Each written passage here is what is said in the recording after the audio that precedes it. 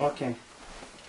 So I checked the online sources to find a biography of you, but unfortunately I couldn't come up with any biography of you. So could you could you tell me your birthplace, birth year, like where are you from? Yeah, I'm from, I was born in Quincy, Massachusetts. My father and mother are Italian and Irish immigrants. Yes. Actually, they were born here, but their father and mother were born in Ireland. My mother's Irish and my father's Italian. And I moved to Weymouth when I was about 7 years old and grew up there. Weymouth is also on the South Shore. And then I ended up in Clinton. When I lived in Colorado for a while, and I moved to Clinton to take a newspaper job, my first newspaper job in Massachusetts. And then I ended up working at the Worcester Telegram with Jim Dempsey. I became a columnist at the Telegram in 1989, and later worked at Worcester Magazine. And after that, I owned my own newspaper, the Lancaster Times and Clinton Courier for 10 years. And now I teach school, and I write still. Okay, so the first school you attended your education life was in Quincy?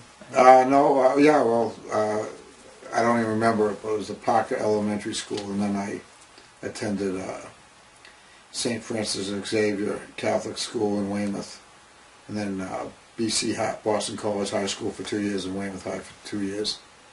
And I went to Metropolitan State College in Colorado. Okay. Okay, so when and why did you begin writing? I began writing because I suppose I wanted to have some outlet of expression. I started writing. I loved the poetry of Edgar Allan Poe when I was in high school. I really didn't write much then, but when I started, I went to Boston State College for a little while, and I was on the newspaper staff briefly, and I think I just became enamored with writing at that point.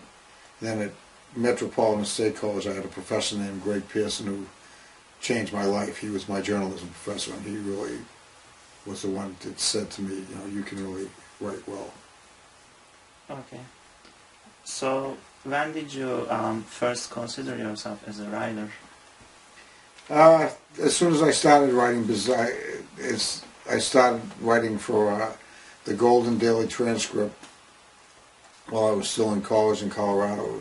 Golden is a little town in Colorado where Coors beer is made, and you know, when you start out in journalism, you get a byline in the newspaper. So the second I had my first byline, I considered myself a writer, I suppose. And I loved it. I loved it.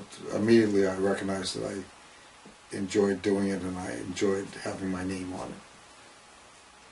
And what inspired you to write your first book, and what was your first book?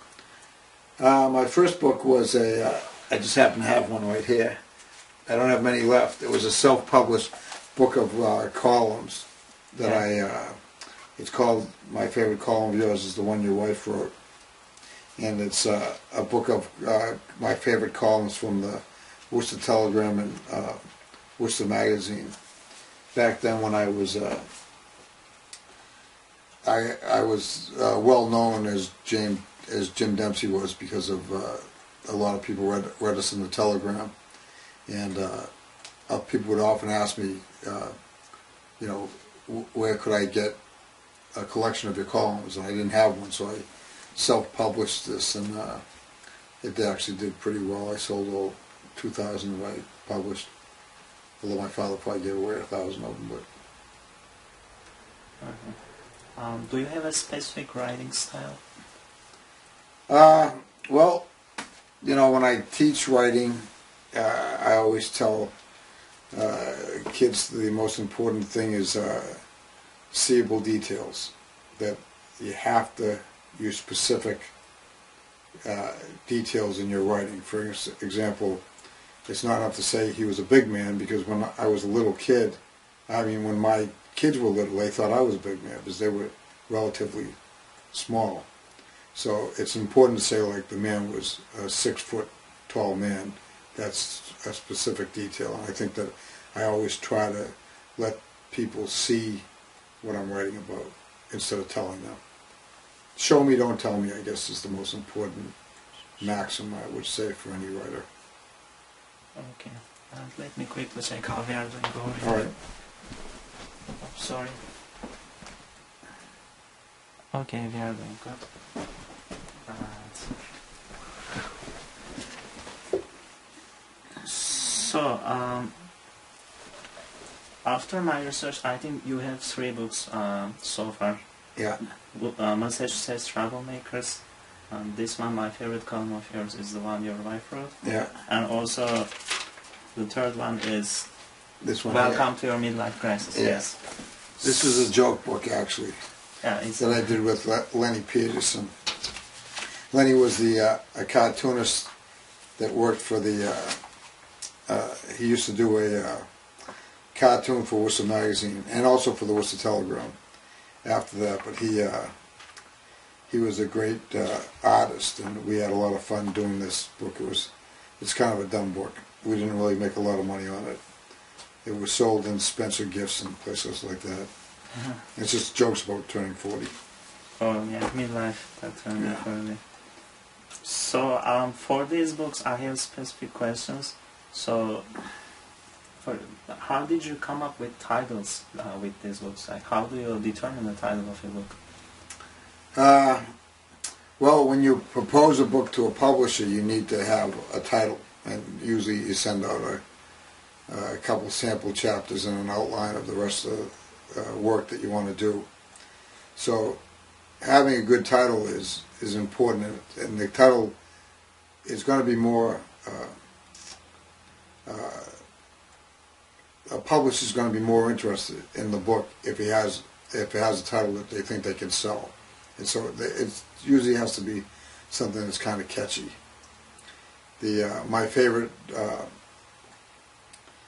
column is the one your wife wrote. Was always a joke that people would say to me, because people actually would say sincerely, because my wife wrote a funny column in response to something that I wrote. So that just seemed like a funny title to me. Welcome to Your Midlife Crisis was, again, it was a joke book, so it was something that people would buy for like a 40th birthday joke present. So that's where that title came from.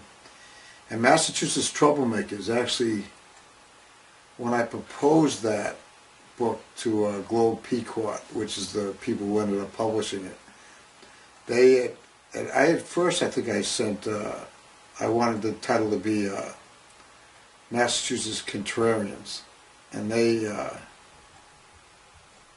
really said they liked Troublemakers better because it was more catchy. They thought it would get more people interested.